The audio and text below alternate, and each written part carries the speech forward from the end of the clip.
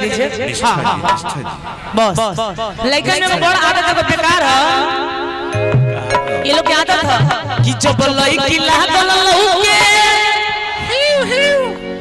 अरे तब लड़का लागल छौके। इस हमको एक चीज बताएंगे आप लोग खूब पढ़े लिखे छोटे बाबा फैमिली में क्या होला फैमिली मैंने रजाई फैमिली मैंने रजाई तो फैमिली सब होता है पढ़े लिखिए पढ़िए भी बहुत जरूरत है फैमिली ना फैमिली अब फागुन के महीना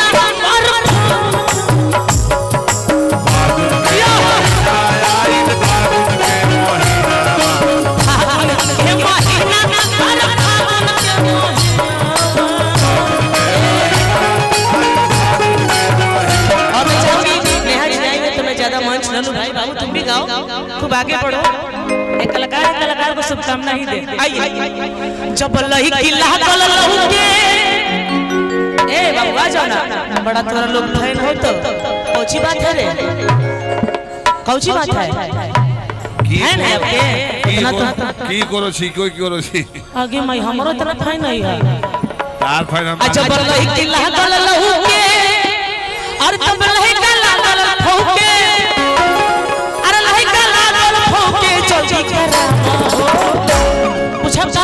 अब फागुन में एक और पिया जल्दी कराओ मैं पिया जल्दी कराओ फागुन में एक और पिया कोई से चाही दिलावा में पिया ए जीजा के गाना और क्यों जीजा के लेके चलो कैसे चाही दिलावा के हो पिया जीजा भी सतेरे डोलिया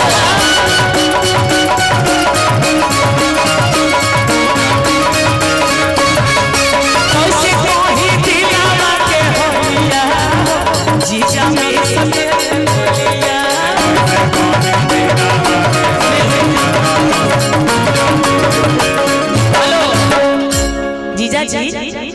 अहिला हमरा तरफ से इनाम हम जीजा जी सही भगवान तारा के ना हमरा देत रहस टाइम अरे करेजा से पढ़ फॉर्च्यूनर तो सब खरीद ली पलनिया रहले कि करेजा व्यवहार संस्कार चाहिए जिगरा बड़ा होना चाहिए हो करेजा बड़ा रखे के एकदम अरे कैसे मोहि दिलावा के हो जीजा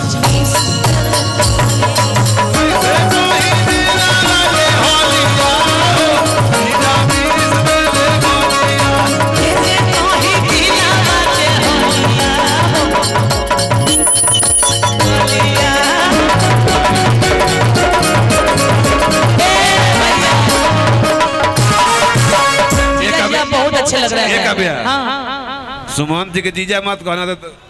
दिक्कत हो जाए बहुत खतरनाक है अरे भाई बच्चे दारू चढ़ा के अरे राती का मोह के भाई बच्चे दारू चढ़ा के अरे राती का मोह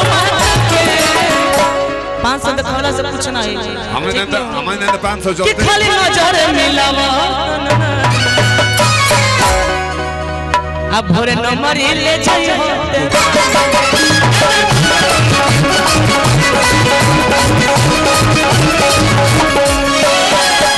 लास्ट क्या करी हम कि हम सुत जाइब हो बाइक से सटा के आई पाँच चढ़ा के अरे रात को मोह